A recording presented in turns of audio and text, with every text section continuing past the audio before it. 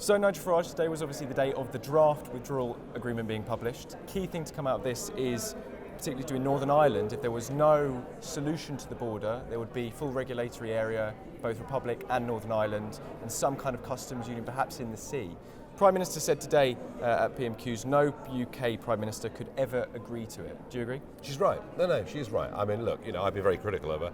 I thought she'd been very weak all the way through, made a whole series of concessions prior to Christmas. I mean, what Barnier said today does make you wonder why she agreed to any of this at Christmas, because in a way, these are the chickens coming home to roost. But look, this is unacceptable bullying coming from Barnier. There are a wholly unreasonable set of demands. They would break up the United Kingdom. We can't agree. But he did say at the end, it's up to us to now make a counter proposal. And there are lots of things, technological solutions to the problem, or even better,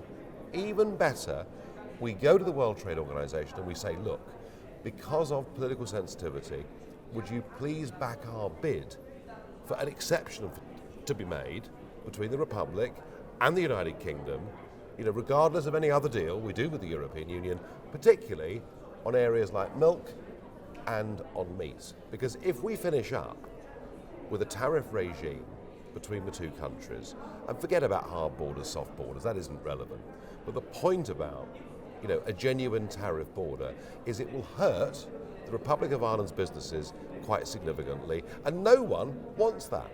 Now, just in terms of what Mr. Barnier also said in the press conference he gave, he said the proposal he's put forward today isn't intended in any way to provoke or be provocative or to aggregate the UK political establishment and the Prime Minister and the cabinet around her. Do you agree with that? Well, he sees himself as the top dog. Barnier is one of the unelected bosses of this union of 500 million people. They are the bosses. This is the modern day interpretation of the Soviet Union, and they believe what they say goes. Barnier, in his own mind, probably thinks he's been quite nice today because he sees all the member states as being subordinate to these institutions.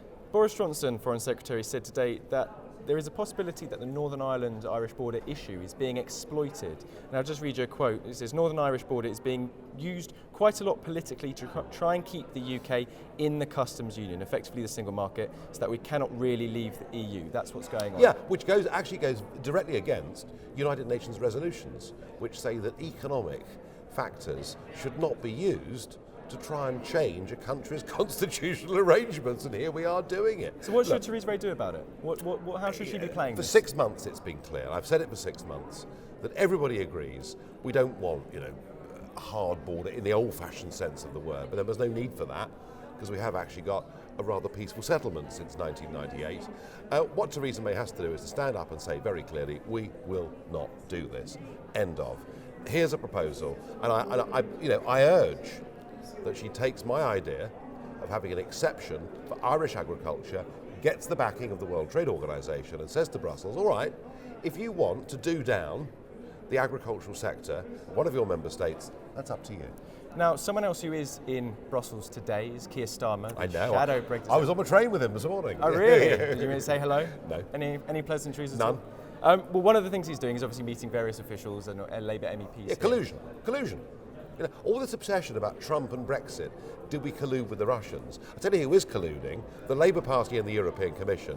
Why do you think just 2 days ago Corbyn came out and said that Labour now want us to be part of a customs union? So it's perfectly clear to me that Barnier, the Commission and others are working with the Labour Party to try to undermine the government's position. How's that going to happen then? So Barnier and the Labour Party, so it would be Keir Starmer today, if Keir Starmer meeting. Yep.